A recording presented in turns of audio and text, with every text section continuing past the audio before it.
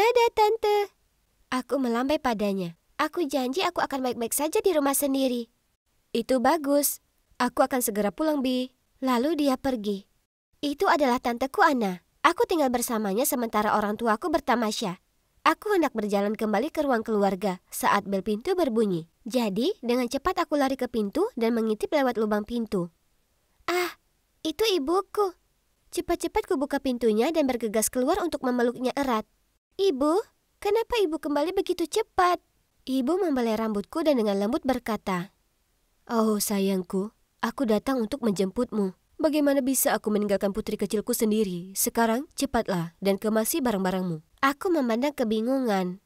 Tapi, Tante Ana sedang di toko kelontong. Apa tidak sebaiknya kita menunggunya? Ibu menggelengkan kepala. Tidak sayang, aku sudah menelponnya. Jadi, kami dengan cepat mengemasi barang-barangku. Lalu ibu menuntunku keluar ke sebuah mobil yang agak tua. Benar-benar beda dari BMW kami biasanya. Bu, di mana ayah? Ini bukan mobil kita? Aku bertanya padanya. Ibu berlutut di depanku dan tersenyum berkata, "Ayah menunggu kita di pantai. Ini akan menyenangkan sekali." Aku melompat kegerangan. Yeay! Aku tidak sabar menunggu untuk bisa membangun istana pasir dan bermain air laut. Seru sekali. Di perjalanan, aku pasti tertidur. Karena saat ku buka mata, sudah gelap di luar sana. Aku keluar dari mobil dan melihat sekeliling. Mana lautnya? Yang kulihat cuma rumah kecil di perkampungan asing.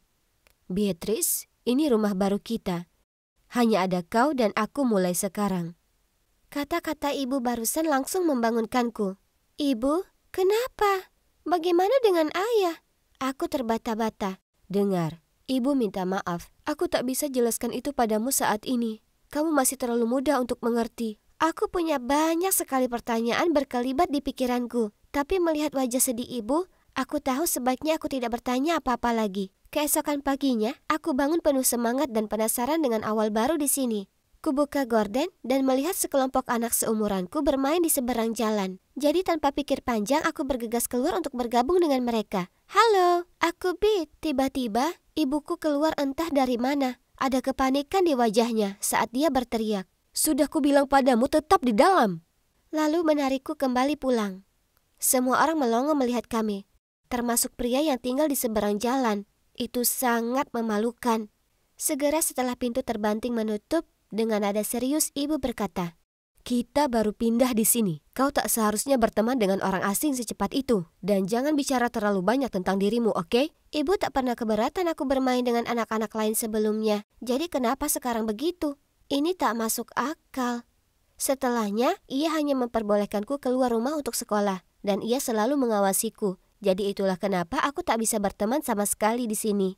Aku sangat membencinya. Aku sangat kesepian. Satu hal yang baik tentangnya adalah dia tak punya banyak aturan rumah. Jadi aku bisa habiskan seharian nonton kartun sambil makan makanan cepat saji. Dan dia tak keberatan sama sekali. Ini hebat karena sebelum pindah ke sini, ibu dan ayah tak pernah biarkan aku melakukan hal seperti ini. Tapi akhirnya aku bosan dengan makanan cepat saji itu. Aku merasa jijik. Aku kangen spaghetti dengan saus kepiting spesial buatan ibu. Jadi aku memohon padanya untuk membuatkannya. Awalnya ia menolak, mengatakan kalau ibu sangat sibuk. Jadi aku terus merengek sampai akhirnya ia setuju. Kemudian aku ke dapur untuk makan malam. Ruangan itu sangat kacau. Panci dan wajan di mana-mana.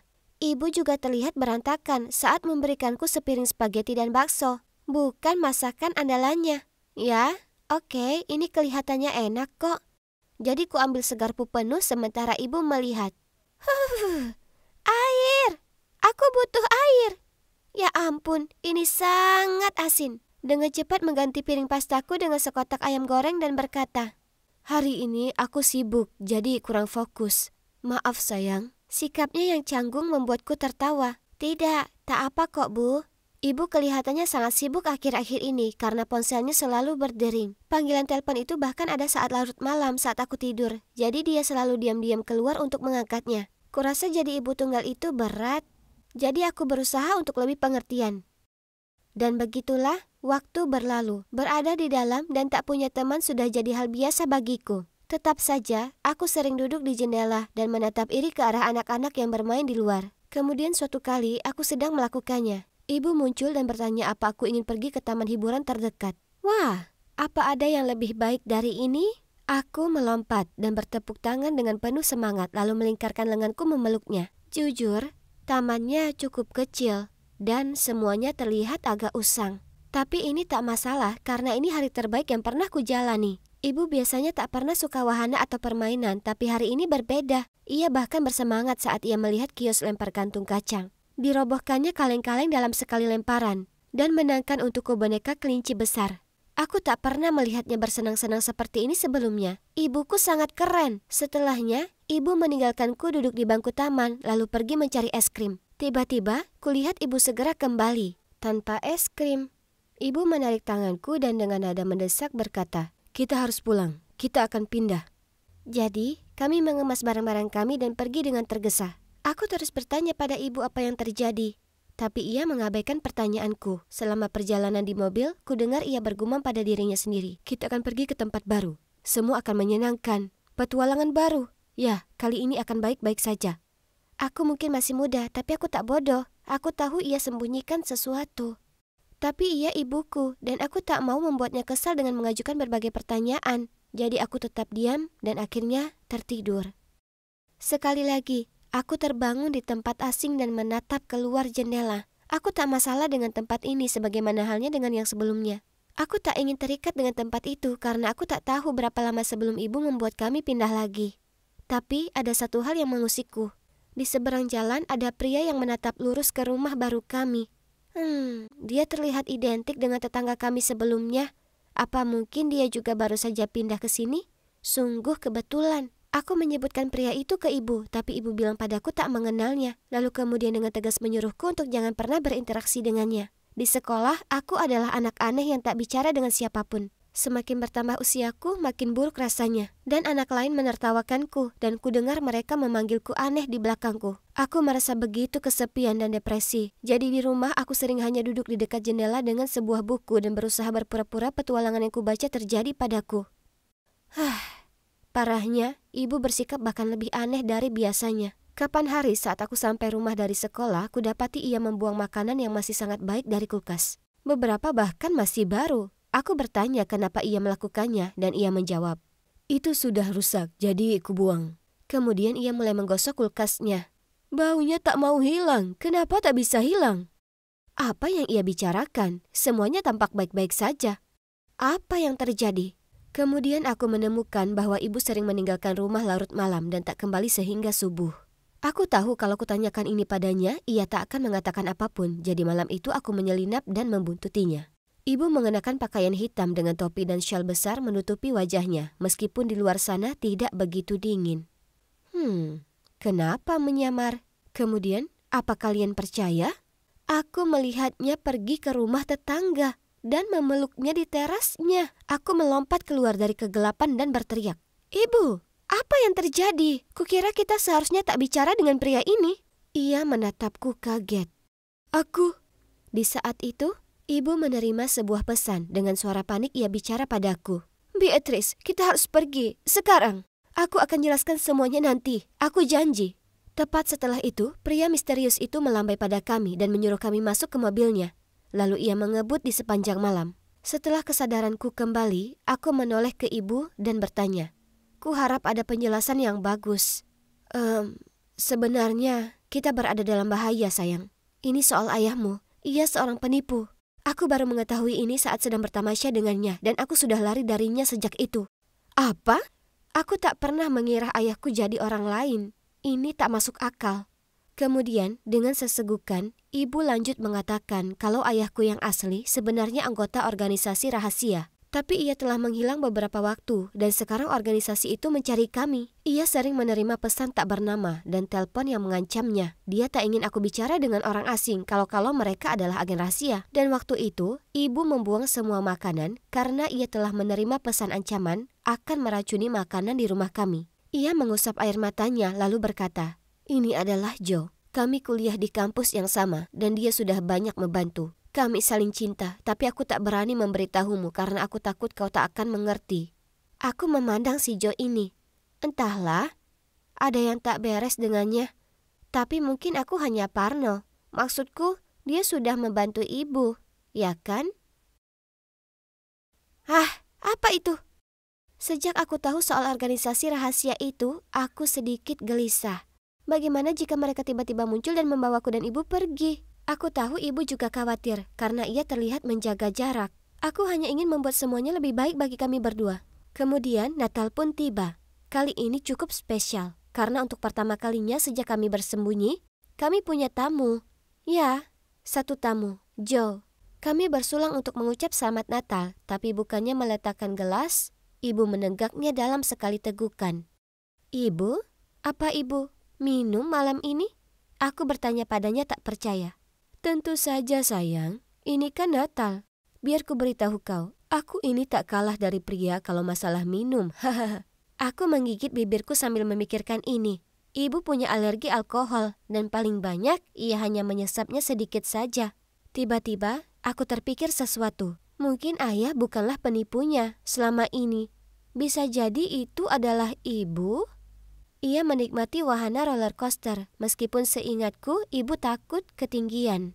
Ia tak bisa masak. Ia sekarang cinta Joe, si pria asing, dan ia bisa menenggak alkohol tanpa jatuh sakit. Jika ini benar, maka siapa yang bisa kupercaya sekarang? Ada yang tak benar. Naluriku bisa merasakannya. Jadi hari berikutnya, diam-diam aku pergi ke kantor polisi, bukan ke sekolah seperti biasanya. Kemudian kutemukan sesuatu yang gila. Ternyata, orang tuaku yang asli sudah mencariku selama lebih dari 6 tahun. Ya Tuhan! Sementara ibu yang hidup denganku, siapa dia? Aku berusaha tenang sementara menunggu polisi untuk menghubungi orang tuaku terlebih dahulu. Dan segera saat mereka sampai di sana, kami bertiga menangis. Itulah saat ibuku yang asli memberitahuku seluruh kebenarannya. Sebenarnya, ia punya saudara kembar bernama Linda. Tak ada yang tahu tentang Linda dikarenakan masalah hutangnya. Kakek mengusirnya dan melarangnya muncul lagi di hadapan siapapun dari keluarga kami. Tapi ibu tak bisa tidak mengakui kembarannya sendiri. Jadi diam-diam ibu memberinya uang. Kemudian suatu kali, Linda meminta terlalu banyak sampai ibu menolaknya. Tak disangka, ia datang dan menculikku untuk memaksa ibuku mengiriminya uang. Selama itu, ibuku terus mengirim uang padanya untuk memastikan kebutuhanku tercukupi. Tapi ibu belum memberi informasi tentang Linda ke polisi. Karena ibu masih ingin bicara terlebih dahulu padanya, supaya saudaranya tak akan terkena masalah. Wah, ini terlalu sulit untuk diterima. Setelahnya, ibu berlari ke ayah yang sedang menunggu untuk bicara dengan polisi. Ibu meraih tangan ayah dan memohon padanya agar memberi Tante Linda kesempatan. Seperti yang kalian tahu, aku kehilangan kesempatan menjalani masa kecil yang normal karena tanteku. Dan apa yang dilakukannya itu salah. Tapi ada bagian dari diriku yang selalu peduli padanya. Karena dia mengasuhku selama bertahun-tahun. Dan hatiku mendesakku untuk mengatakan, "Ayah, aku juga tak ingin menyerahkannya." Ayah melihatku dengan ragu. Tapi pada akhirnya, ia mengangguk setuju. Jadi, kami memutuskan untuk menanganinya sendiri tanpa campur tangan polisi. Kemudian hari berikutnya, sesuai rencana, aku di halaman depan dengan ibuku yang palsu. Saat kembarannya berjalan menuju rumah kami dan menemuinya. Setelah Tante Linda melewati rasa kagetnya di awal, ia mengakui semuanya padaku. Itu menyedihkan. Tapi sekarang aku lega semua sudah berlalu. Ibu melunasi semua hutang saudaranya dengan satu syarat. Bahwa dia tak boleh sekalipun mendekatiku lagi. Sekarang aku kembali pulang dengan orang tuaku yang asli. Akan butuh penyesuaian diri karena aku sudah lupa bagaimana cara berteman. Dan pergi keluar sendirian membuatku gugup. Sepertinya kenangan petualangan dengan Tante Linda yang tak diundang itu mungkin akan menghantuiku selama beberapa waktu. Aku tahu aku harus berusaha dan melanjutkan hidup. Aku tak bisa kembalikan 6 tahun yang telah berlalu, tapi aku bisa lakukan yang terbaik dan merengkuh masa depan. Ini merupakan akhir pekan yang indah. Tapi bukannya bersenang-senang, aku malah terjebak di rumah. Kalian tanya untuk apa? Untuk mengajarkan Excel ke gadis yang bahkan tak tahu caranya memakai pintasan tombol shift. Kau ini kenapa? Sudah kujelaskan kode ini padamu 20 kali. Aku minta maaf. Terima saja, kau payah dalam hal ini. Mimpi kalau kau bisa mengalahkanku. Kalau harus kubuang waktu sedetik lebih lama duduk dengannya, aku bisa gila. Lihat betapa palsunya dirimu. Kalau kau marah, tunjukkan saja padaku. Kenapa kau harus selalu jadi nona ramah? Biar ku perkenalkan pada kalian. Itu Lara, yang katanya saudariku. 2 bulan lalu, ibu membawanya pulang dan mengumumkan, "Jeff, ada sesuatu yang ingin kusampaikan padamu. Dulu saat kita putus sebentar, akibat kebencian orang tuamu padaku, nah, selama masa itu, kudapati diriku hamil. Aku melahirkan putri kecil kita, Lara. Aku baru berusia 22 dan tak punya uang. Jadi walaupun menyakitkan untuk kulakukan, aku menyerahkannya. Aku tak pernah memikirkan tentang dia. Dan sekarang, ya, aku berhasil menemukannya." Dia menepuk-nepuk matanya yang berkaca-kaca lalu menyerahkan hasil DNA. Ayah sangat terharu dan berlari memeluk Lara. Mereka menangis lama dan berpelukan lama, sedangkan aku hanya berdiri di sana terdiam karena kaget saat reuni keluarga ini berlangsung. Semuanya terjadi begitu cepat. Bagaimana bisa aku percaya bahwa suatu kebetulan saat ibu tiba-tiba menemukan anaknya yang telah lama hilang setelah bertahun-tahun lamanya? Apalagi, Skylar? Stop bersikap keras kepala. Ibu membentakku, lalu bergegas menghampiri Lara dan mulai memeluknya dan membelai rambutnya dengan lembut. Bukan salahku kalau kemampuan belajarnya seperti siput. Berhentilah ikut campur, kalau tidak aku berhenti mengajarinya. Oh ya, dan juga afeksi ibu anak itu hentikan. Itu konyol. Aku tahu apa yang kalian pikirkan, kenapa bersikap begitu ke ibuku. Masalahnya, ia bahkan bukan ibu kandungku. Beberapa bulan lalu, sesuatu yang gila terjadi padaku. Ada wanita asing yang muncul entah dari mana dan menyatakan ia adalah ibuku. Apa yang harus kukatakan sekarang? Tentu saja kukatakan padanya kalau ia salah orang. Tapi saat kulihat kontrak penjualan antara ibuku dan dirinya, aku terpaku karena syok. Ternyata, ibuku keguguran. Tapi ia selalu takut akan kehilangan posisi di keluarga ini. Jadi ia membeliku dari wanita ini. Jadi, aku diadopsi. Ini lumrah, ya kan? Tapi tetap saja, aku tak layak diperlakukan seperti itu. Aku selalu diabaikan sejak masih kecil. Ibu tak pernah memeluk atau menciumku. Ia tak bacakan dongeng sebelum tidur atau menyelimutiku di ranjang saat malam. Yang ia lakukan hanyalah menghardikku. "Pergi sana."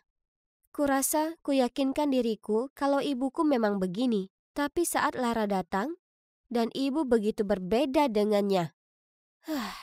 Aku paham sekarang. Aku paham kenapa ia perlakukan aku begitu dingin dan kenapa aku tak pernah merasa bahagia meski besar dalam keluarga yang kaya. Karena aku tak pernah diterima di sini. Setelah insiden dengan wanita itu, kutemui ibu soal ini. Aku paham. Aku tahu aku bukan putri kandungmu dan itulah kenapa ibu merasa pantas memperlakukanku seperti sampah. Oh, tolong, berhentilah bersikap dramatis. Biar ku beritahu ibu ini. Meskipun ibu memang mengadopsiku, aku masih akan buktikan kemampuanku ke ayah dan mengambil alih perusahaan ini sendiri. Ibu kebingungan setelah mendengarnya.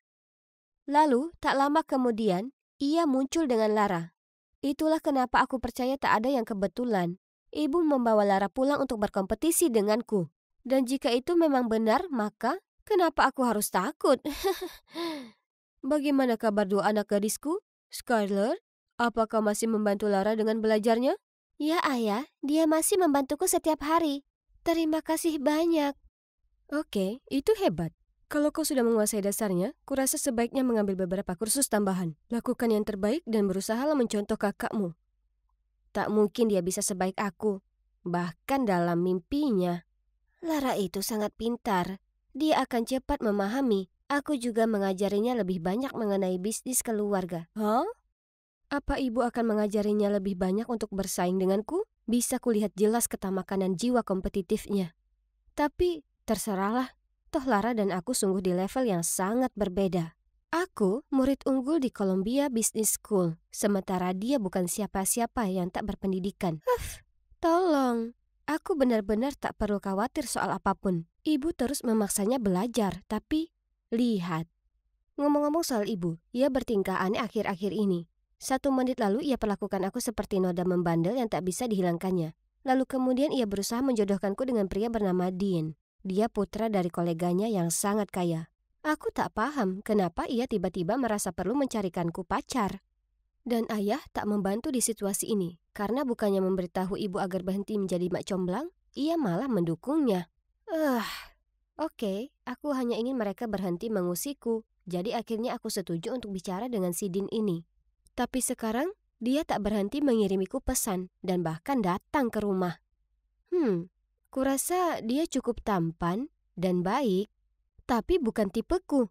Jadi aku hanya bicara padanya karena bersikap sopan. Hingga suatu waktu, kulihat Lara menyelinap untuk mengintip Din saat dia sedang menungguku di ruang lobi. Tunggu, jangan bilang padaku dia suka Din.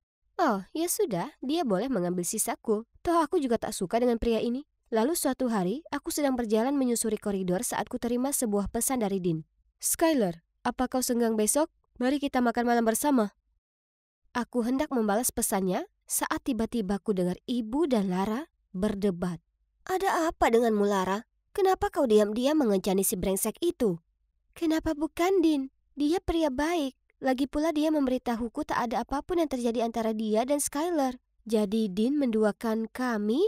Dia menyelinap keluar untuk kencan dengan Lara sementara menggodaku di telepon sepanjang hari? Apa-apaan? Ku coba tetap tenang sementara terus mendengarkan. Kau gila. Hentikan kebodohan permainan kencan rahasia ini sekarang juga. Apa?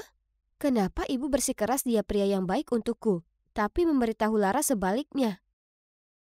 Nah Bu, sebenarnya yang mana? Apa Din itu pasangan yang baik seperti yang ibu bilang padaku? Atau seseorang yang brengsek seperti ibu bilang ke Lara? Dia itu kaya. Jadi teruslah kencan dengannya dan berhenti menggangguku dengan omong kosongmu. Aku ini bukan anak kemarin sore. Pasti ada yang salah dengan si Din ini. Persis di hari berikutnya, kuputuskan untuk pergi dan mengikuti Din. Oh, ya ampun. Apa yang dia pakai? Dan kenapa dia pergi ke daerah kumuh ini? Lalu dia berkumpul dengan beberapa berandalan. Jadi, jelas, Din ini pasti anak jalanan. Itulah kenapa ibu tak biarkan Lara dekat-dekat dengannya. Tapi, kenapa ibu jodohkan dia denganku? Apa itu bagian dari rencananya untuk menjatuhkanku? Usaha yang bagus. Aku sudah cukup memata-matai dalam sehari, jadi aku hendak pergi. Tapi kemudian tiba-tiba, ku dengar suara tak asing yang mengagetkanku. Aku berbalik kemudian. Apa? Itu ibu? Berani-beraninya kau mengacaukan rencana.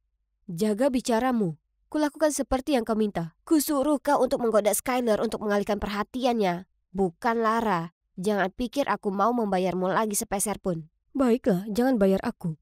Pastikan saja kau ambil foto suamimu saat hasil DNA yang asli masuk ke kotak posnya.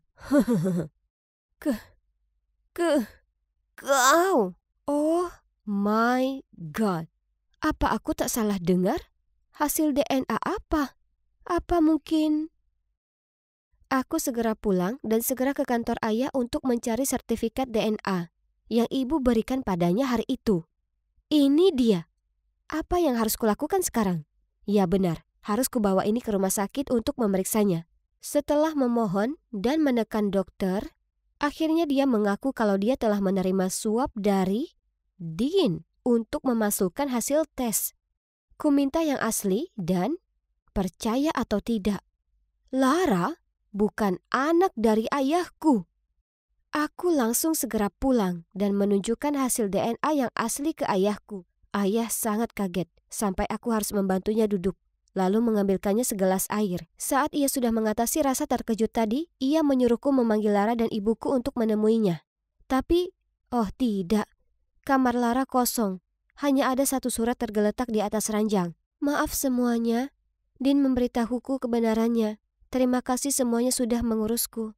Terutama kau, Skylar. Jujur aku senang berada di dekatmu. Kurasa kau orang yang baik dan sabar. Tolong, jangan berubah. Aku tak pantas berada di duniamu, jadi aku tak bisa tinggal. Jika kita berjodoh, pasti kita akan berjumpa lagi. Terima kasih dan maaf sekali lagi. Salam sayang, Lara. Sulit dipercaya. Bagaimana bisa kau bohongi kami semua dengan hal seperti ini? Mengetahui dia tak bisa lolos lagi, ibu menjawab. Oke, Lara bukan anakmu. Aku hamil setelah kita putus. Aku tak mau kau mencampakkanku, jadi ku bayar Din untuk memalsukan sertifikat DNA. Lalu aku membayarnya lagi untuk mengencani Skylar dan mengalihkan perhatiannya dari belajar. Bisnis ini seharusnya milik Lara, bukan Skylar. Tapi bajingan itu malah jatuh hati pada Lara. Ayah yang malang, ia terlihat sangat patah hati. Ibu coba memohon pada ayah agar memaafkannya, tapi ayah mengatakan kepercayaannya sudah dirusak dan bahwa ibu harus pergi. Semuanya kacau. Ayah yang malang mengurung diri di kantor, sementara aku berbaring di ranjang menatap langit-langit. Aku tak bisa berhenti memikirkan semua kebohongan ibu. Dan untuk apa? Uang? Ketenaran? Status? Semua itu apakah sebanding dengan mengorbankan harga diri, kehormatan, dan kepercayaan? Aku dulu juga ingin berkompetisi dengan Lara. Tapi ternyata itu semua hanya sesaat saja. Ayah, kurasa aku juga sebaiknya pergi. Karena aku bukan putri kandungmu juga. Kau? Aku tahu sudah cukup lama, tapi tetap diam saja karena aku takut ayah akan mencampakkanku. Terima kasih selalu ada untukku. Ayah pria yang baik, tidak pantas menerima semua rasa sakit. Kemudian kuceritakan pada ayah tentang bagaimana aku tahu aku diadopsi dan bagaimana ibu membayar ibu kandungku untuk menyerahkanku. Ayah mematung sejenak, lalu dengan tenang berkata, "Skylar, sayang, kau akan selalu jadi putriku dan aku sangat bangga padamu. Tolong, tinggallah di sini denganku. Aku tak bisa menahan air mata. Apa ayah sungguh ingin aku tinggal? Bahkan setelah kejadian yang sungguh gila ini, aku sangat menyayangi ayahku. Tapi aku tak bisa membuatnya kecewa lagi. Hari berikutnya, ayah dan aku pergi ke rumah ibu angkat Lara. Aku mencairkan suasana dan mengajaknya kembali bersama kami. Dengan sopan ia menolak. Ternyata dia hanya ingin kehidupan sederhana. Terkadang kami masih bertemu, dan kami sebenarnya jadi teman yang cukup dekat. Bukankah itu luar biasa? Karena sebelumnya, kami bagaikan air dan api. Fakta bahwa aku tak harus mengajarinya Excel lagi mungkin membantu. Ada orang yang lakukan apa saja yang mereka bisa untuk dapatkan ketenaran dan kekayaan, tapi hal ini seringkali harus dibayar mahal. Ibu membiarkan ketamakan mengubahnya menjadi monster, dan sekarang ia menerima ganjarannya. Aku tak suka apa yang sudah dilakukannya, tapi ia tetaplah ibuku. Ya, bagaimanapun ibu angkatku. Jadi, aku masih mengiriminya subsidi dan mendoakan kebahagiaannya di sisa hidupnya.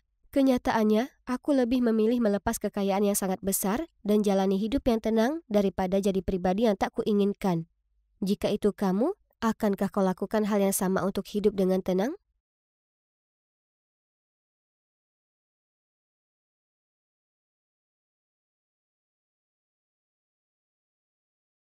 Emma, gurumu bodoh buah, menelpon lagi.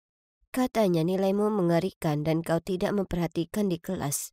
Kenapa kau tak bisa seperti kakakmu? Tidak dengan ceramah ini lagi. Selalu seperti ini sejak aku mulai SD. Di mata ibu, hanya kakak perempuanku Eva yang mewarisi kepandaian ayah kami. Sementara aku cuma anggota keluarga yang tak berakal.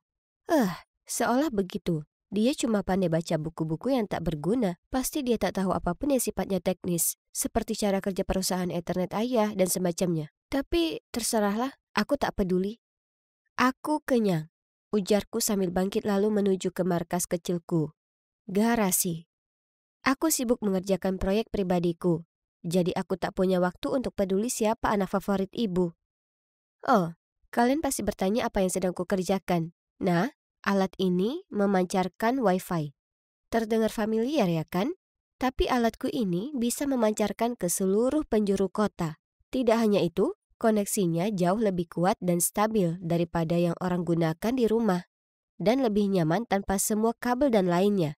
Tanpa diragukan lagi, ini karyaku yang paling membanggakan. Dan sungguh suatu kebetulan kalau beberapa hari sebelumnya di sekolah, Bu Dobua mengumumkan bahwa untuk pertama kalinya, sekolah mengadakan lomba penemuan. Umumnya, aku selalu melewatkan acara sekolah, tapi kali ini berbeda. Kontes ini bisa jadi menyenangkan, ya kan? Tak boleh buang-buang waktu, jadi kucurahkan semua waktu senggangku siang dan malam mempersiapkan lomba penemuanku. Dan kalian tak akan percaya apa yang terjadi. Aku menang juara pertama. Dan tak hanya itu saja. Salah satu jurinya, Pak Robert, sangat tertarik dengan penemuanku sampai-sampai ia menawarkan untuk berinvestasi untuk itu. Awalnya, aku agak takut dan ragu untuk menyetujui. Maksudku, aku kan masih SMA. Tapi ini merupakan kesempatan seumur hidup. Jadi bagaimana bisa aku menolaknya? Jadi setelahnya, Pak Robert memilah-milah pabrik manufaktur dan ruang kantor untukku di tengah kota. Ini keren, tapi aku lebih memilih bekerja di garasiku. Lebih nyaman seperti mengingat aku masih sekolah dan lainnya. Ku tingkatkan alatku dan meluncurkannya ke publik. Dan kalian tahu apa? Itu sukses besar. Kurang lebih semua orang di kota mengganti peralatan wifi mereka yang lama dan lamban lalu mengakses punyaku. Kemudian suatu hari, aku mendapat telepon dari saluran berita lokal untuk mewawancaraiku dan keluargaku di rumah. Oh ya Tuhan, yes. Oh, hanya ada satu hambatan.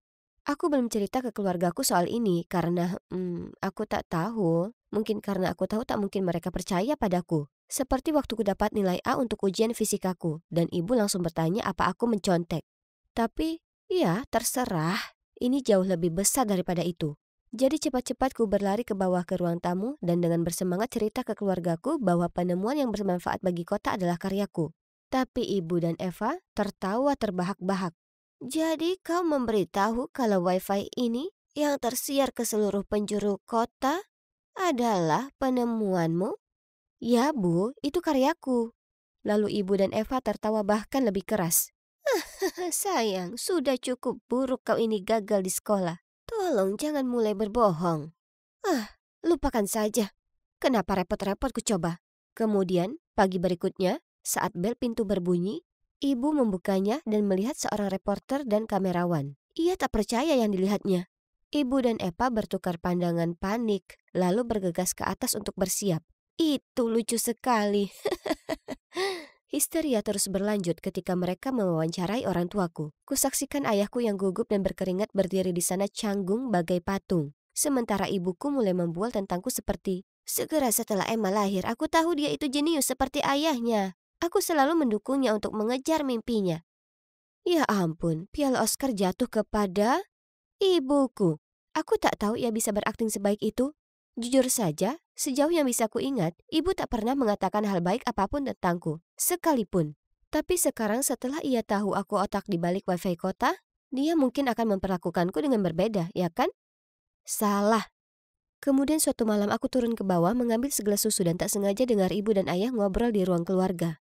Emma itu anak egois. Seberapa buruk ini akan mempengaruhi usahamu? Kenyataannya, perusahaan sedang mengalami masa sulit. Tapi jangan khawatir, kami akan berusaha sebisa mungkin. Hah? Apa yang sudah kulakukan? Dan apa yang salah dengan perusahaan ayah? Ku coba menguping lebih lama, tapi tiba-tiba ku dengar ayahku berdiri dari sofa. Jadi dengan cepat aku lari naik ke kamarku. Hari berikutnya, ayah lupa membawa makan siangnya ke kantor. Jadi ibu menyuruhku membawakannya. Tapi saat aku sampai ke lantai 4, perusahaannya ternyata lenggang. Hah? Kemana semua orang? Apa semuanya sedang libur atau bagaimana? Tapi itu tak mungkin kan? Sore itu, saat makan malam, kutanyakan ke ayah. Aku pergi ke kantor ayah siang tadi, tapi tak ada satupun orang di sana. Ada apa? Ibu langsung meletakkan sendok garpunya dan menatap ayah dengan tatapan kaget. Apa yang dikatakan Emma barusan itu benar? Ayah menundukkan kepalanya dan menghela napas. Ya, itu benar. Kututup perusahaan untuk sementara waktu di minggu lalu. Aku tak mau kalian semua khawatir jadi aku tak memberitahumu. Maafkan aku. Apa? Bagaimana bisa kau lakukan itu? Kau bilang akan memperbaikinya. Saat itulah aku tersadar. Tapi aku berdoa dengan sangat bukan itu kenyataannya. Jadi aku bertanya pada ayah, apakah itu karena alatku? Ayah tak menjawabku. Dia hanya menunduk sedih menatap makan malamnya. Tapi aku tahu apa maksud dari diamnya. Aku benar. Tiba-tiba, Eva berdiri dan membentak depan wajahku. Ini semua salahmu. Kau yang ciptakan alat bodoh itu dan sekarang bisnis ayah berada di ujung tanduk. Itu memang tipikalmu. Kau tak pernah berpikir sebelum bertindak. Lalu dia berderap naik ke atas. Aku hanya duduk di sana tak bisa berkata-kata. Aku hanya ingin keluargaku bangga padaku. Tapi sepertinya mereka malah membenciku lebih dari sebelumnya. Kemudian ayah menoleh padaku dan dengan lembut berkata, Emma, ini bukan salahmu. Aku seperti sedang menunggu ibuku untuk berkata sesuatu, apapun, tapi ia tak melakukannya. Ia hanya membereskan meja. Aku merasa sangat bersalah tentang apa yang terjadi pada ayah. Tapi hey, sekarang aku harus bekerja lebih keras supaya aku bisa menafkahi keluargaku, ya kan? Setelahnya, ibuku benar-benar mengghostingku. Sedangkan kakakku, kapanpun kami berpapasan, dia menatapku tajam dan menggumamkan komentar jahat seperti, mari kita lihat berapa lama sampai bisnis berhargamu ini gagal. Aku berusaha mengacuhkannya, tapi dia makin menjadi-jadi. Suatu hari Minggu aku berada di garasiku sedang bekerja, saat tiba-tiba ku dengar suara keras datang dari luar. Ku buka pintu garasi dan melihat kerumunan orang membawa spanduk mengatakan, "Kami kehilangan pekerjaan karenamu, dan tak ada pekerjaan, tak ada masa depan." Ya Tuhan, mereka para pendemo. Kurasa mereka dari kantor ayahku. Tunggu dulu, kulihat wajah yang tak asing. Eva? Dia membawa spanduk besar bertuliskan, "Ayahku kehilangan pekerjaan karenamu." Akhirnya, ayah keluar dan membubarkan kerumunan. Kemudian ia mengadakan rapat keluarga mendesak. Teganya kau lakukan itu padaku. Pertanyaan yang benar seharusnya teganya kau lakukan itu ke ayah. Berkat kamu, puluhan orang kehilangan pekerjaan mereka. Kau buat hidup orang lain menderita. Cukup kalian berdua. Eva, yang kau lakukan itu keliru. Keluarga seharusnya saling mendukung. Tapi ayah, dia... Tidakkah kau dengar apa yang barusan kukatakan? Eva melempar pandangan benci, lalu lari ke kamarnya. Aku menatap ibu yang bersandar di dinding dengan kedua tangan terlipat. Apa ibu setuju dengan apa yang Eva lakukan atau ia berada di pihakku? Ya Tuhan, tolong katakan sesuatu. Tapi yang mengagetkanku, setelah itu, ibu mulai bicara lagi padaku. Dan ia sebenarnya bersikap baik. Ia bahkan mulai membereskan kamar dan tempat kerjaku. Wah, ini hal baru. Apa ia akhirnya menerimaku? Kemudian suatu hari ku terima banyak sekali email keluhan tentang wifi-ku. Butuh waktu seharian, tapi akhirnya ku temukan penyebab masalahnya. Laptopku. Seseorang telah merusaknya. Tak perlu seorang jenius untuk mengetahui siapa itu. Eva, pastinya. Tapi aku perlu bukti, jadi ku siapkan jebakan. Keesokan malam, saat semua orang sedang makan, aku turun ke bawah. Cepat-cepat mengambil selembar roti dan berkata, "Aku mau pergi, ada urusan. Oh, dan tolong bisakah kalian jangan masuk ke garasi? Karena aku sedang mengunggah beberapa file penting." Ibu dan ayah mengangguk dan tersenyum padaku. Di sisi lain, Eva cuma memutar mata lalu lanjut makan. Iya, paling tidak aku tahu rencanaku sedang berjalan. Aku jalan keluar dan sembunyi di balik semak-semak. Jadi, apa rencanaku kalian tanya? Nah, kusiapkan laptopku supaya saat ada yang membukanya, secara otomatis laptop akan mengirim notifikasi ke ponselku dan menyalakan kamera supaya bisa kulihat siapa itu. Kutunggu 1 jam lamanya, tapi belum ada apa-apa. Lalu tiba-tiba ponselku berbunyi. Seseorang membuka laptopku. Dia belum menyalakan lampunya, jadi terlalu gelap untuk melihatnya. Tapi aku yakin 100% siapa itu. Waktunya untuk mengungkap. Apa yang kau lakukan mengendap-endap di luar sini? Eva? Apa yang dilakukan di sini? Tunggu, jika Eva di sini, lalu siapa yang ada di garasi? Tak menjawab pertanyaan Eva, aku lari secepatnya ke garasi untuk menangkap penyusup ini. Dan segera saat kunyalakan lampu, tak bisa kupercaya siapa yang mengutak-ngatik laptopku. Itu ibu. Apa yang sebenarnya terjadi? Aku mengadakan rapat keluarga dan memberitahu semua orang apa yang ibu lakukan. Ayah dan Eva terlihat kaget dan bertanya ke ibu kenapa ia melakukannya. Aku hanya tak tahan melihat ayahmu menderita lebih lama. Ia curahkan hidupnya untuk perusahaan itu, dan ia sekarang cuma jadi bahan ejekan. Apa kalian sadar kalau tetangga dan kerabat kita sudah bergosip tentangnya? Mereka menganggap sungguh sayang dia kalah dengan putrinya sendiri. Jadi kulakukan apa yang akan dilakukan oleh istri yang punya harga diri. Apa ibu serius? Kenapa ibu tak bicara saja padaku? Yang kuinginkan hanyalah agar ibu bicara padaku, tak lebih. Tapi tidak, ibu memutuskan untuk sembunyi-sembunyi dan berusaha menyabotase saja bisnisku. Setelah pengkhianatannya aku jadi muak. Jadi aku tak bicara padanya dan menghindarinya sebisa mungkin. Wajar jika ibu bersikap dingin terhadapku. Tapi aku tak pernah menyangka ibu sanggup melakukan ini. Ini terjadi selama berminggu-minggu dan jadi cukup menjemukan. Percayalah padaku, tak menyenangkan berusaha menghindari seseorang di rumah sendiri. Tapi kemudian suatu hari aku pulang dari sekolah dan kulihat ayah duduk di pojok ruang keluarga, memperbaiki PC-nya. Astaga, ayah nampak sangat menyedihkan. Saat itulah aku tersadar, ini passion-nya. Dan kurenggut itu darinya. Segera aku paham kenapa ibu lakukan apa yang diperbuatnya. Ibu melihat betapa sedihnya ayah. Tapi tahu ia tak akan pernah mengatakan apapun padaku, karena ia selalu mendukung. Tapi bagaimana bisa ku perbaiki semuanya? Haruskah ku lepas semuanya agar ayahku bisa kembali membuka perusahaannya? Kenapa ini sangat sulit untuk dipecahkan? Tunggu dulu. Kurasa aku punya solusinya. Kalian pasti penasaran apa yang dikerjakan ayahku di sini. Nah, aku punya ide, kami sebaiknya kerjasama. Ayahku jago teknologi, jadi tak butuh waktu lama menunjukkan padanya bagaimana segala sesuatunya berjalan di sini. Oh, dan karena bisnisku sudah berkembang, kami juga bisa mempekerjakan beberapa karyawannya yang sebelumnya. Dengan adanya ayah yang membantu, aku jadi punya waktu untuk fokus ke pendidikanku. Bahkan Eva mulai membantu. Dan dia mahir dengan itu. Aku menjadikannya asisten ayah. Sungguh bisnis keluarga yang baik. Sedangkan ibu, kami bicara panjang lebar.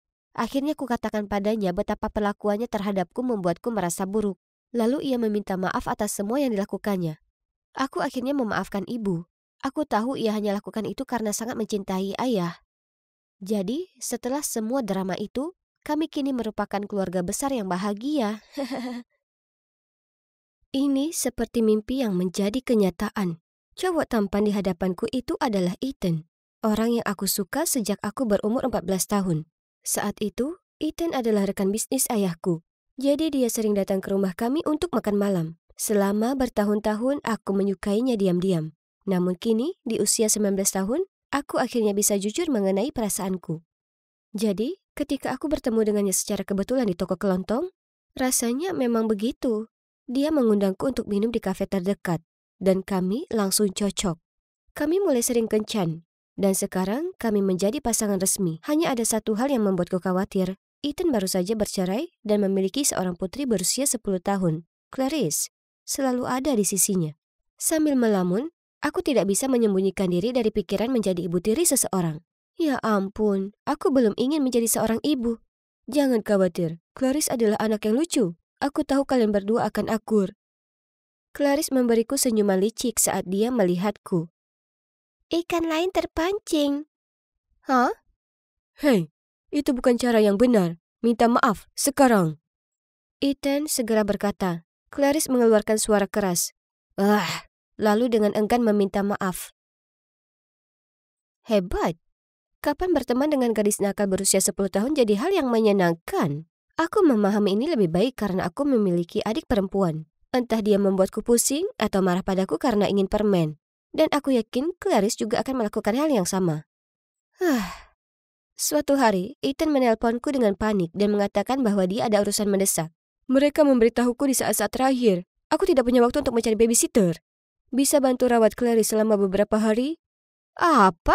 Aku baru saja bertemu gadis itu, dan sekarang aku harus memikirkannya selama beberapa hari? Aku masih tidak tahu harus berkata apa sementara Ethan melanjutkan. Aku akan menebusnya setelah ini. Dan kemudian, hal berikutnya yang kuketahui, Clarice ada di depan pintu rumahku. Astaga, seseorang tolong aku. Ya, kamu tahu gadis-gadis seusia itu, seperti adik perempuanku. Aku terus mengutarakan kata-kataku sementara Mike hanya tersenyum dan sedikit menggelengkan kepalanya. Aku harus membuatnya menyukaiku untuk menyenangkan hati Ethan. Jadi, Mike sayang, bisakah kamu ikut jalan-jalan bersama kami? Serius? Tolong, bukankah kamu baik-baik saja dengan para wanita? Bagus, kamu tahu aku tidak bisa mengatakan tidak padamu. Aku membawa Clarice ke taman hiburan. Dia mengerutkan kening saat dia melihat Mike. Siapa ini?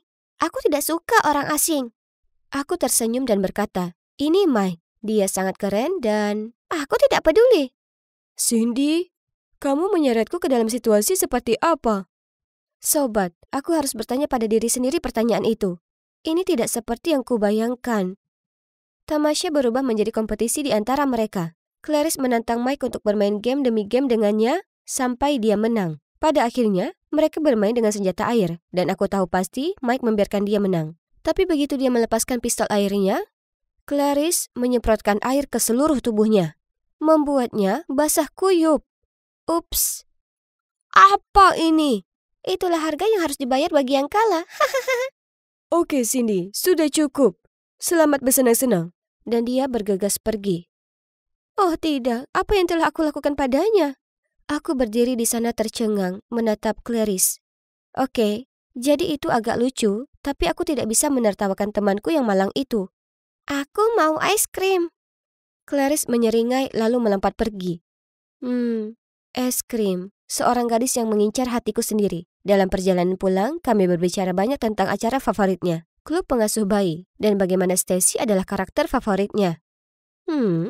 Mungkin hari ini tidak terlalu buruk. Beberapa hari kemudian, Ethan kembali dan aku sangat senang bertemu dengannya. Terima kasih banyak telah merawat Clarice. Sementara itu, aku melihat Clarice perlahan mundur, dengan ekspresi canggung di wajahnya. Kupikir dia akan sama bahagianya denganku saat bertemu dengannya, tapi ternyata tidak seperti itu. Sayang, kamu baik-baik saja? Apakah kamu sakit? Aku baik-baik saja. Aku harus pergi ke kamarku. Setelah itu, saat makan malam, pertanyaan "apa kamu sakit?" dilontarkan tak kurang dari 10 kali. Dan itu membuatku mual juga. Ku bilang aku tidak sakit, dan aku tidak ingin ke dokter. Ethan, menurutku Clarice baik-baik saja, jadi mungkin berhenti bertanya padanya. Mendengar itu, Ethan tampak risih dan berbalik. Aneh. Apa yang salah dengan mereka? Mungkin ini hanya perbuatan mereka. Apapun itu, aku tidak menikmati suasana yang berat ini. Keesokan harinya setelah makan siang, Clarice membantuku membersihkan meja sementara Ethan sedang berkemas untuk melakukan perjalanan berikutnya. Dia bersikeras mencuci piring sementara aku mengucapkan selamat tinggal pada Ethan. Kami sedang berpelukan di ambang pintu, ketika tiba-tiba aku mendengar teriakan keras dari dapur. Ethan dan aku sama-sama bergegas masuk ke sana dan melihat Clarice menangis sambil menggenggam tangannya. Ethan dengan panik bertanya, "Apa yang terjadi?" Sementara aku segera mencari kotak P3K. Aku sedang mencuci piring, tapi tanganku tidak sengaja terluka. Cindy, maafkan aku. Aku tidak berhati-hati. Tolong, jangan hukum aku. Apa? Apa yang dia bicarakan? Ethan sepertinya memiliki pertanyaan yang sama denganku. Cindy selalu membuatku mengerjakan tugas. Dia mengatakan kepadaku jika aku melakukannya dengan buruk, aku tidak bisa makan malam. Hah?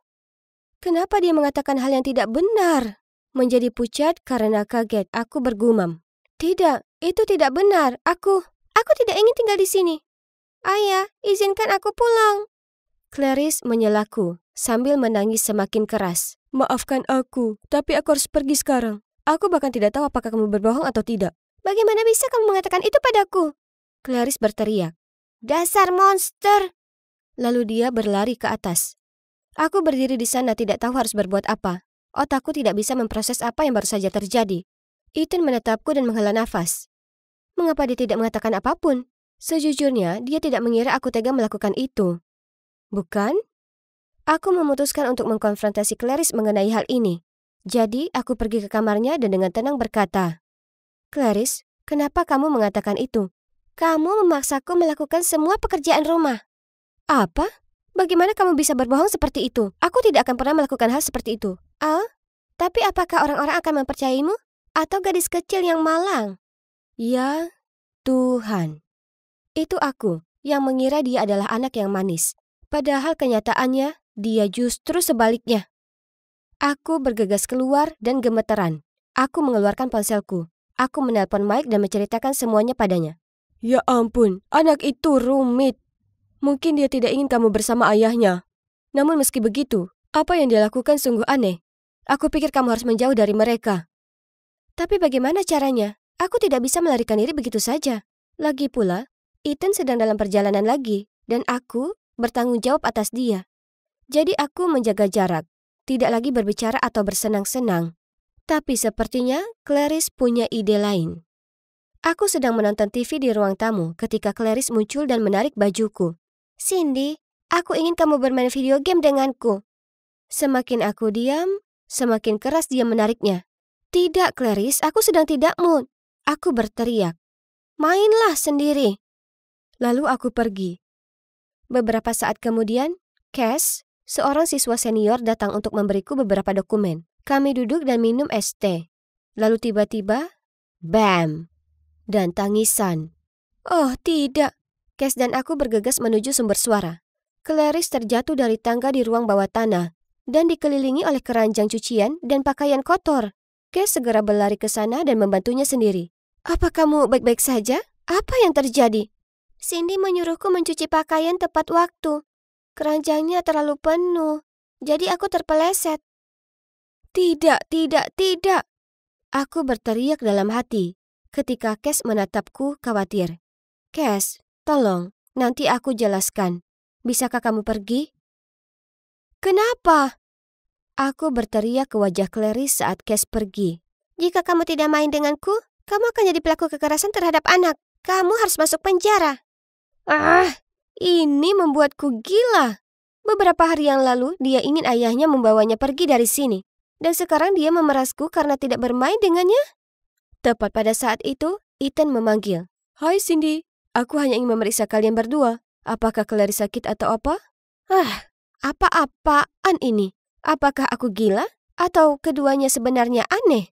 Ya ampun, aku butuh Mike sekarang. Tolong, bawa aku pergi dari sini, kataku sambil membukakan pintu untuk Mike. Berhenti! Clarice berteriak. Kalian berdua tidak bisa pergi kemana-mana. Oh, sekarang kamu memberitahu apa yang tidak boleh dilakukan? Jika kamu pergi, aku akan memberitahu seluruh dunia betapa buruknya kamu memperlakukanku. Kalian berdua akan masuk penjara. Jadi itu penipuanmu? Seringannya menghilang. Dia menjadi pucat dan tergagap. Tidak, itu milik ayahku. Penipuan ayahmu? Clarice tampak bingung ketika dia menyadari apa yang baru saja dia katakan. Lalu dia segera menutupinya. Tidak ada.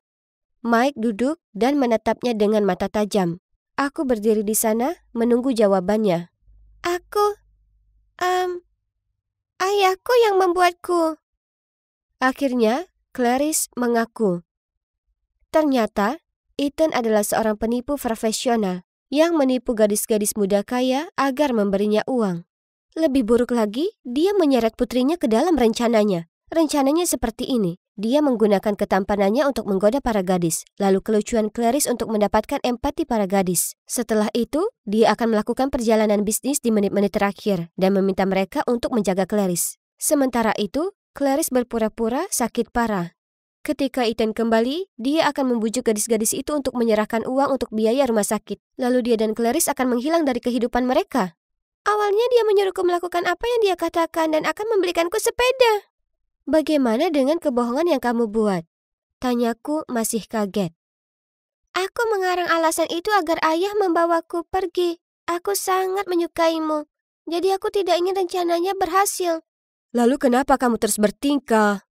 Karena Cindy marah padaku. Dan aku ingin dia bermain denganku. Jadi aku melakukan trik itu lagi. Air mata mengalir di wajahku. Sulit dipercaya. Aku dengan sukarela masuk ke dalam perangkapnya sejak awal.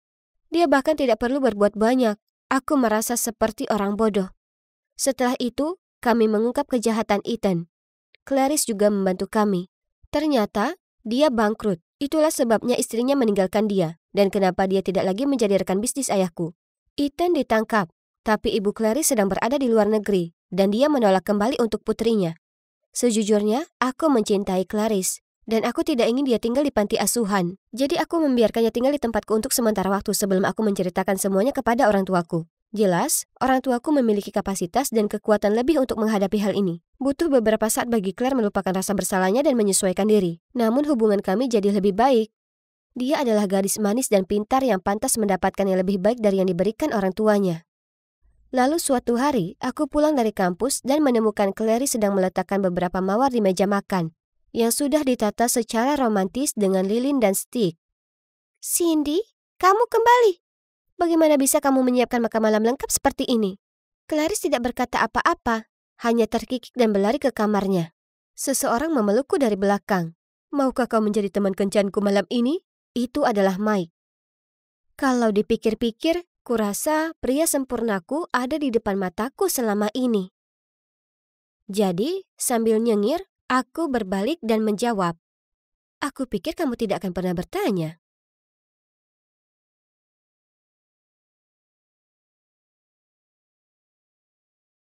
Kenapa tidak berhasil? Aku mengikuti semua langkahnya, tapi tetap saja tidak ada apa-apa. Saat itu, sahabatku Harry berjalan ke arahku dan bertanya dengan tatapan bingung. Hei, apa yang kamu lakukan? Oh, hei Harry. Aku sedang mengerjakan rencana untuk menjadi populer tapi tidak berjalan dengan baik. Aku mengubah gayaku dan memposting lebih banyak di media sosial. Tapi aku tetap tidak keren. Kamu mungkin bertanya-tanya, kenapa aku sangat ingin menjadi populer, bukan? Ya, itu semua karena cegukanku yang mengganggu.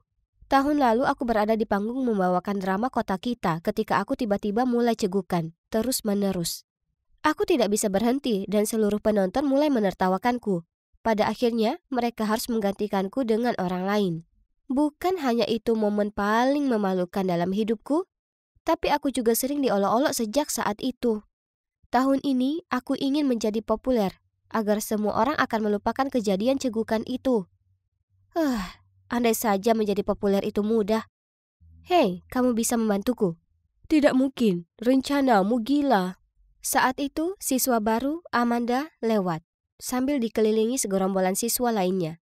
Kenapa gadis itu begitu populer? Maksudku, dia baru seminggu di sini. Kamu tidak tahu? Dia saudara perempuan Dustin. Dia sudah menjadi cowok paling populer di sekolah. Jadi menjadi adiknya membuat dia populer juga. Itu dia, Harry. Cara tercepat bagiku untuk menaiki tangga popularitas adalah dengan pacaran dengan Dustin. Pada awalnya, Harry tampak bingung dengan ini, tapi kemudian dia tiba-tiba setuju untuk membantuku. Dengan satu syarat tentunya, setelah aku berhasil menjadi pacarnya Dustin, aku harus memperkenalkan Amanda kepadanya. Aku tahu itu, dia pasti menyukainya. Semua cowok di sekolah ini menyukainya. Baiklah, aku akan membantunya, karena aku membutuhkan Harry dalam hal ini. Dia memainkan peran penting dalam rencanaku, dan kalian akan segera mengetahui alasannya. Sepulang sekolah, aku sedang menunggu di sudut tempat parkir ketika Harry berjalan ke arahku, diikuti oleh Dustin. Aku dengar kamu bisa mengajariku. Ya, benar. Aku tidak menerima uang, aku cuma perlu. Apa yang kamu butuhkan? Aku ingin kamu berpura-pura menjadi pacarku. Dustin tertawa terbahak-bahak, tapi kemudian ketika dia melihat tatapan serius kami, dia berhenti. Kalian berdua gila. Tapi aku harus lulus pelajaran matematika, jadi oke. Namun, nilaiku harus meningkat dalam waktu 2 minggu, baru kita sepakat. Setuju, aku menyeringai. Dalam 2 minggu? Itu sangat mudah. Sungguh menarik. Kalian pasti bertanya-tanya bagaimana kami berhasil melakukannya. Nah, Harry anggota tim sepak bola Dustin, dan mendengar pelatih memberitahu dia jika dia tidak meningkatkan nilai matematikanya, dia akan dikeluarkan dari tim. Pada dasarnya, kami menggunakan kelemahan Dustin untuk mencapai kesepakatan.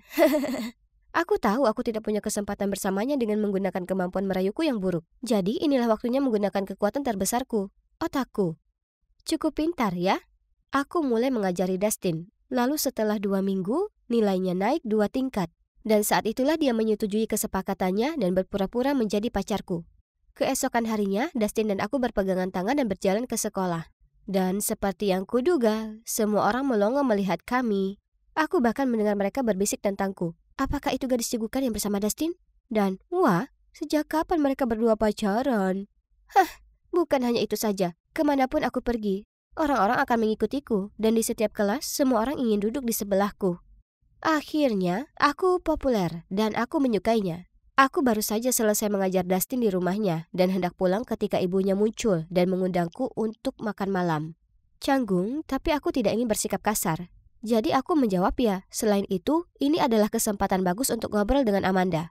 Aku sedang duduk di sebelah Dustin di meja makan ketika Amanda masuk dan menatapku dengan tatapan kotor. Apa yang dia lakukan di sini? Amanda, tolong sopanlah. Oke. Apakah aku telah membuatnya kesal?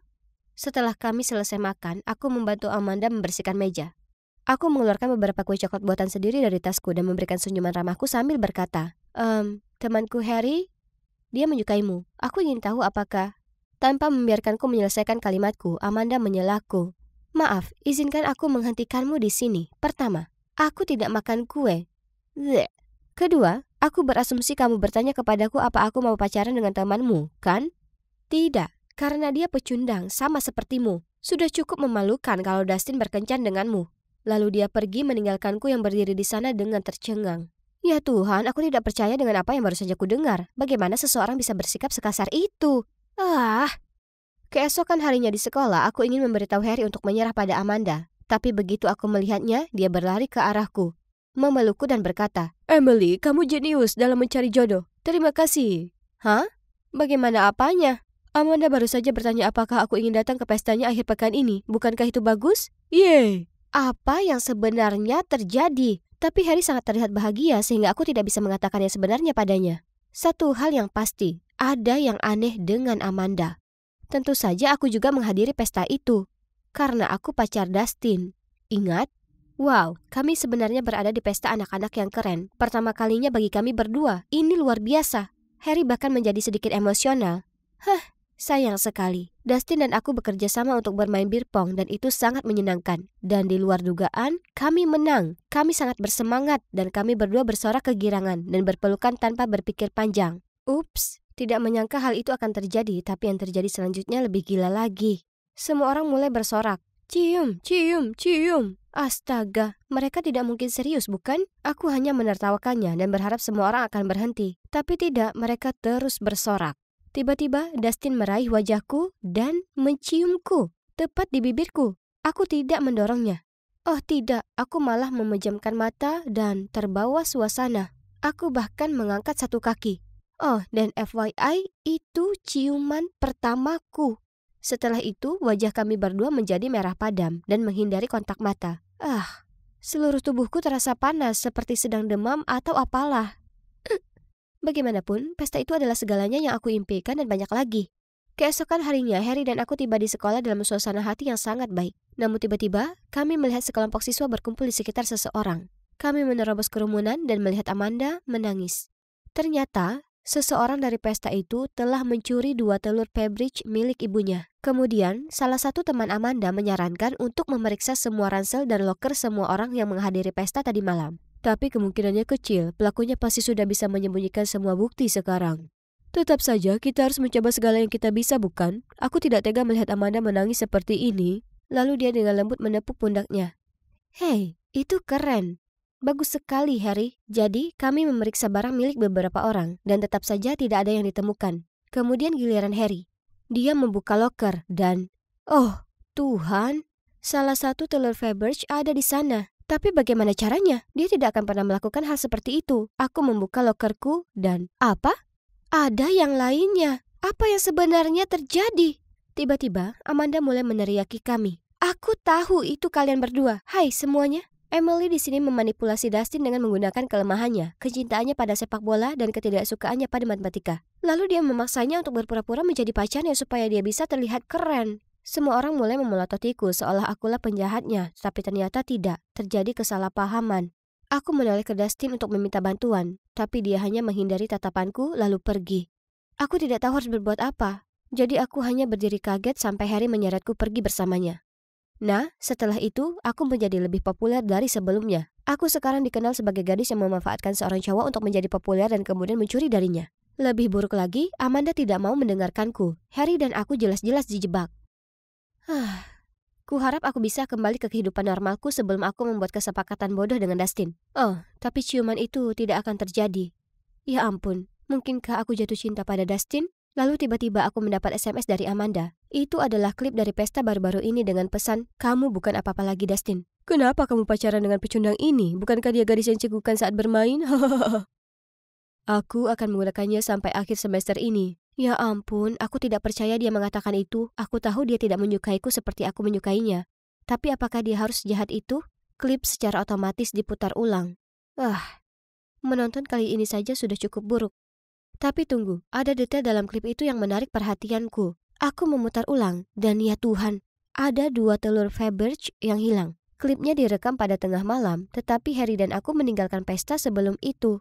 Aku segera bergegas ke rumah Dustin dan Amanda untuk menunjukkan videonya kepada mereka. Aku tidak ingat kalian berdua pulang lebih awal. Bagaimana jika kamu berbohong? Baiklah, aku perhatikan di pintu depanmu terdapat kamera. Jika kamu mau, kami bisa memeriksanya. Dustin menoleh ke Amanda dan dengan bingung bertanya, apakah kamu menaruh telur itu di loker Emily dan Harry? Amanda tidak mengatakan apapun kecuali kepalanya yang tertunduk mengatakan semuanya. Tapi kenapa kamu melakukan itu? Emily tidak melakukan kesalahan apapun. Karena aku tidak suka dia menjadi pacarmu.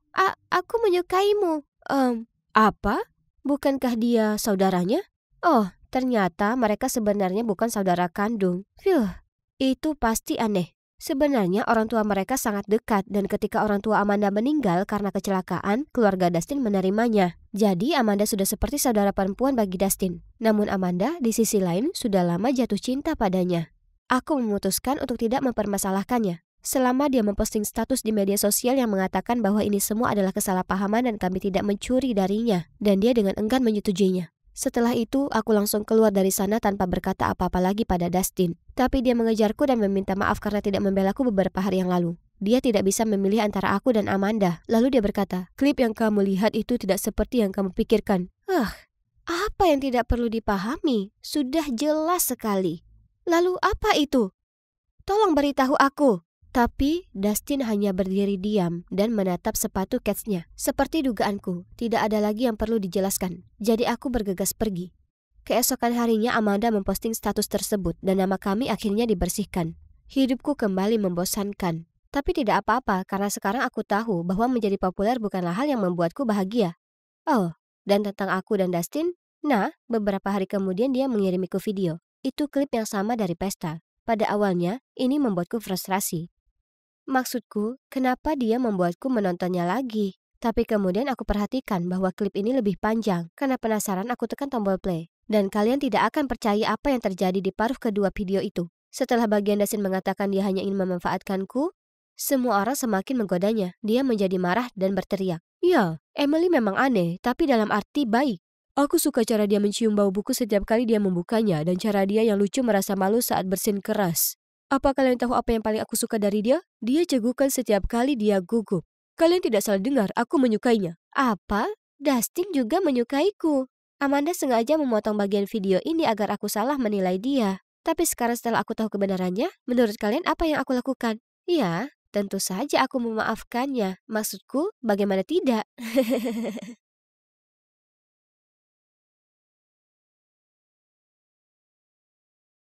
Aku sedang mengambil sebuah buku yang terlihat menarik dari rak buku, saat tiba-tiba kulihat sesosok wajah mengintipku ke belakang. Tunggu dulu. Oh Tuhan, jangan dia! Dengan cepat kusembunyikan wajahku di balik buku, tapi terlambat. Dia sudah melihatku. Nah, apa yang kupikirkan? Sekarang aku makin terlihat menyedihkan. Kalian pasti penasaran kenapa aku sampai putus asa menghindari cowok ini. Nah, dia bukan sembarang cowok. Dia itu mantanku, Owen. Hari yang kacau. Oh, hai Owen. Aku tidak melihatmu di sana.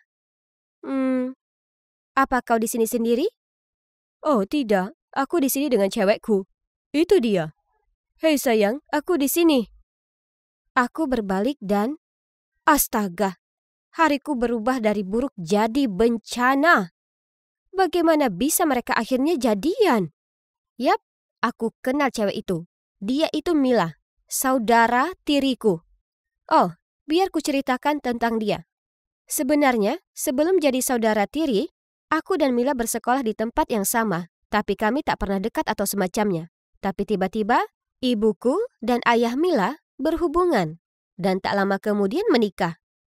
Ku coba bersikap ramah padanya, tapi apapun yang kulakukan, dia tetap dingin dan tak ramah padaku. Dia bahkan melarangku beritahu siapapun di sekolah kalau kami keluarga. Dan dia mulai bersaing denganku di tes masuk tim, ujian, semuanya.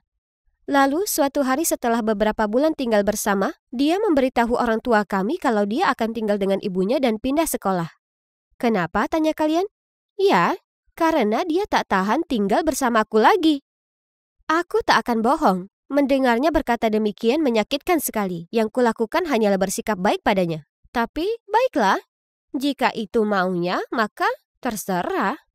Dan seperti yang kukatakan, cowok yang di sana itu adalah mantanku, Owen. Kami dulu pacaran saat aku kelas 2 dan dia kakak kelas. Tapi dia lalu memutuskanku karena alasan terkonyol yang pernah ada. Nah, dulu aku sedang jalani diet ketat. Tiap kali kami pergi makan, aku akan pesan salad yang nampaknya menyedihkan. Dan Owen akan pesan burger lezat dengan tambahan kentang goreng. Jadi, aku mengambil 1 atau 2 gorengan dari piringnya. Dan beberapa gigit burgernya. Tapi maksudku, berbagi itu hal yang sangat wajar dalam hubungan, ya kan? Tapi, iya, menurut Owen tidak begitu. Jadi, seperti itu, dia mengakhiri semua denganku lalu pergi kuliah. Tapi sekarang dia kembali ke kota untuk liburan musim panas. Dan dia pacaran dengan saudara tiriku. Oh, hey Amy, lama tidak jumpa. Oh iya, kuharap kau tak masalah aku sekarang dengan Owen. Aku benci sarkasnya. Dan apa perlu dia bergelayut di lengannya dan membelai rambutnya? Bagaimana denganmu, Amy? Apa kau sedang bersama seseorang saat ini? Tak mungkin kukatakan pada mereka aku jomblo. Itu bakal memalukan sekali. Jadi, kusibakkan rambutku, lalu membual tentang pacarku yang berusia lebih tua.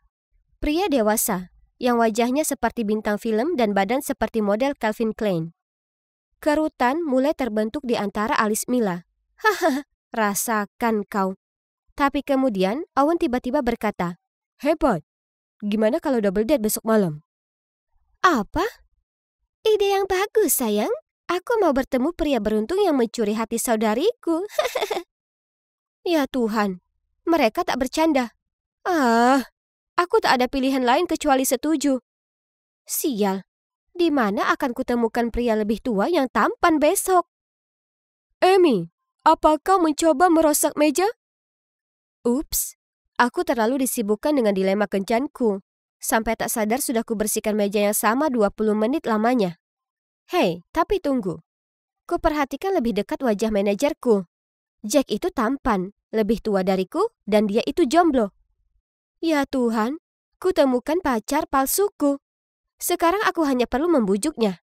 Tapi, dia jauh terlalu serius untuk menolong dalam situasi bodoh seperti ini. Aku tahu kalau dia sedang cari pacar sempurna. Karena tak sengaja ku dengar dia mengeluh tentang kencan-kencan bencana yang dia jalani. Isyarat untuk rencanaku yang sempurna. Setelah kami menutup kedai kopi, aku mengajukan diri untuk bersih-bersih supaya punya alasan tinggal lebih lama dengan Jack.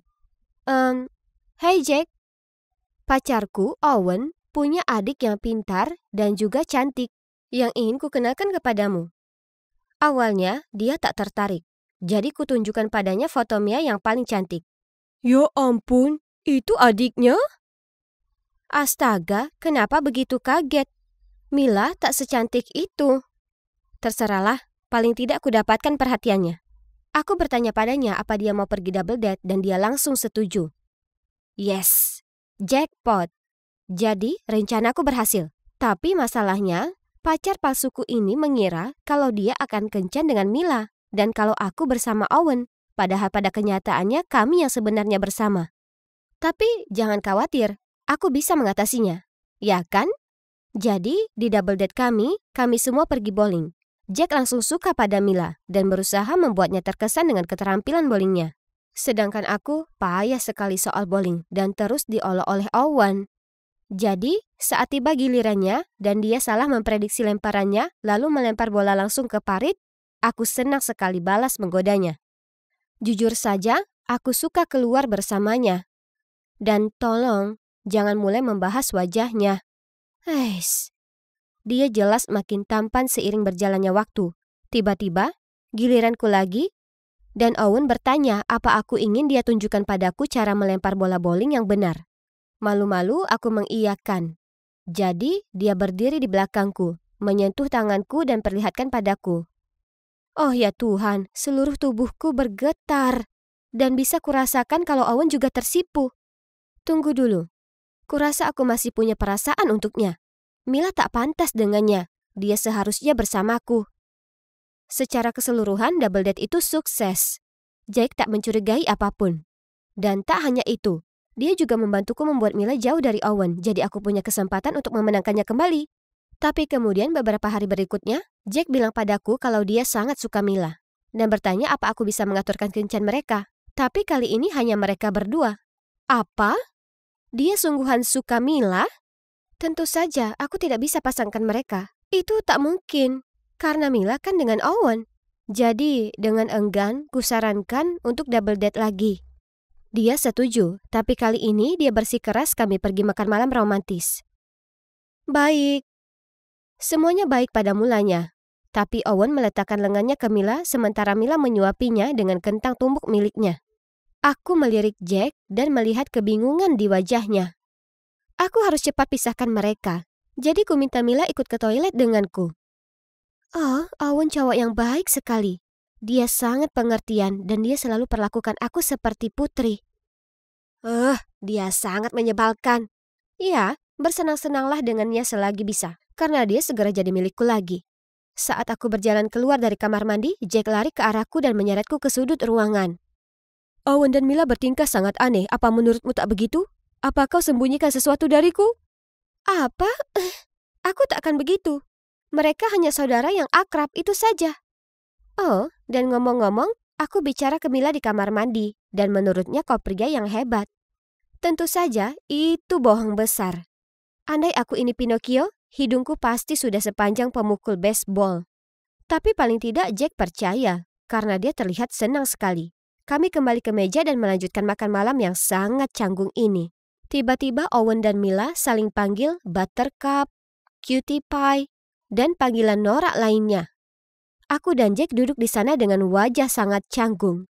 Hei, Mila, kau dan Owen terlihat cukup dekat. Apa kalian selalu seperti ini? Tentu saja, kami tak pernah saling bosan. Ya kan manisku? Mila menatap Owen dengan mata manja lalu menciumnya di pipi. Ya, di pipi. Aku menoleh melihat Jack dan iya, dia terlihat ngeri. Tapi mungkin dia masih belum tahu kalau mereka bukan saudara.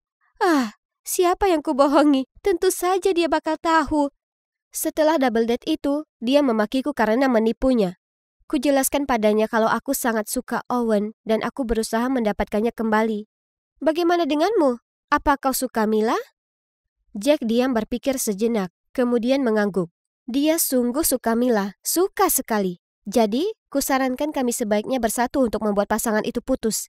Dan Jack setuju. Kukatakan ke Jack kalau Mila tertarik fotografi dan punya peralatan profesional. Jadi, dia mengirim pesan padanya bertanya apa dia bisa memotret kedai kopi untuk halaman online-nya. Dan Mila berkata ya. Sementara itu terjadi, aku menjelma jadi orang aneh dan membuntuti Owen. Supaya aku bisa tak sengaja menabraknya di toko roti. Kemudian kami makan croissant dan membicarakan tentang masa lalu. Kukira akan menyenangkan menghabiskan seharian bersama Owen. Tapi tidak. Sebaliknya, segera terasa membosankan. Bahkan cukup menyebalkan. Ternyata, kepribadiannya tak berubah sama sekali. Dia terus menjauhkan makanannya dariku dan masih melontarkan lelucon yang sangat payah. Dengar ini. Kau sebut apa kopi yang sedih? Depresso. Sekarang aku menyesal membelikannya kopi itu. Mungkin harus aku berpikir ulang soal ini. Maksudku, apa aku mau cowok membosankan ini kembali? Kemudian dia bilang padaku berencana beri kejutan spesial untuk Mila. Dan dia ingin berdiskusi denganku sambil makan malam di rumahnya. Saat aku di dapur membantunya memasak, tiba-tiba dia bergerak maju dan berusaha menciumku. Hah? Apa? Aku sangat tersentak sampai kulemparkan wortel ke wajahnya. Oh Tuhanku, rencanaku sebenarnya berhasil dan Owen jatuh hati padaku. Bagaimana dengan Mila? Kukira semua pertemuan ini tentang kejutan untuknya. Dan itulah saat Owen jujur padaku. Dia tak punya rencana kejutan untuk Mila. Itu cuma tipu muslihat untuk membuatku kesini. Dan juga, ternyata waktu kami ketemu di toko buku juga bukan kebetulan. Owen sudah membuntutiku. Apa? Orang aneh. Dia juga tahu kalau Mila itu saudara tiriku. Jadi dia dengan sengaja bersamanya untuk membuatku cemburu. Amy, yang kucintai itu kamu. Selalu kamu. Apa? Mendengarnya mengatakan itu membuatku merinding. Nah, kini paling tidak satu yang pasti. Perasaan apapun yang kukira kurasakan padanya, sudah 100% menguap. Melepaskanmu kesalahan terbesarku. Kumohon kembalilah padaku. Mila tak berarti apapun bagiku. Aku tak peduli padanya sama sekali. Oh, wow. Owen benar-benar brengsek. Beraninya dia memanfaatkan perasaan Mila seperti itu.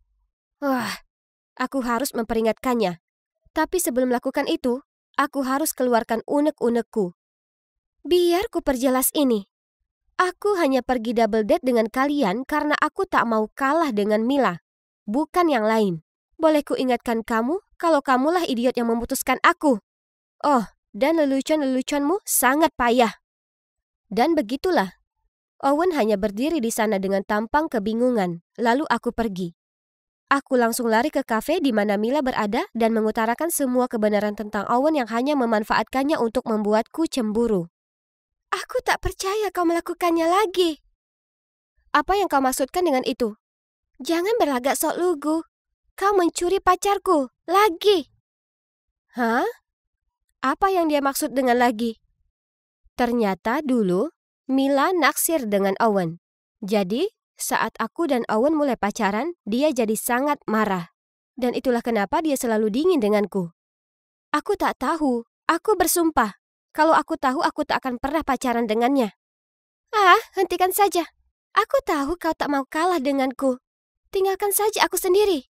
Aku tak mau ada hubungan apapun denganmu. Aku menyerah. Bicara dengannya tak ada gunanya. Tapi kemudian Jack tiba-tiba angkat bicara. Mila, dia berusaha melindungimu. Jika dia tak peduli denganmu, maka dia akan biarkan kamu dengan si brengsek itu. Tapi tidak. Dia beritahu padamu kebenarannya meski dia tahu kamu mungkin bereaksi seperti ini. Karena itu yang dilakukan saudara. Mereka saling melindungi. Mila terdiam sejenak. Tapi kemudian sadar Jack benar. Jadi, kami duduk bersama lalu bicara serius dan panjang lebar. Ada tawa, tangis, dan banyak sekali minuman coklat panas. Tapi pada akhirnya, kami pun akhirnya bisa saling memahami satu sama lain. Jadi begitulah. Setelah semua drama itu, aku dan Mila kesampingkan perseteruan kami dan berbaikan. Awalnya, Mila agak sedih dengan apa yang Owen lakukan terhadapnya. Untung, Jack selalu menemaninya, dan segera Mila membuka hati untuknya, dan hubungan mereka meningkat. Dan kini mereka berpacaran. Hore! Sedangkan aku mungkin masih jomblo, tapi aku tak masalah dengan itu. Yang terpenting, setelah kebencian dan persaingan selama bertahun-tahun, aku dan Mila berbaikan. Aku tak punya pacar, tapi aku punya yang lebih baik. Kudapatkan saudaraku kembali.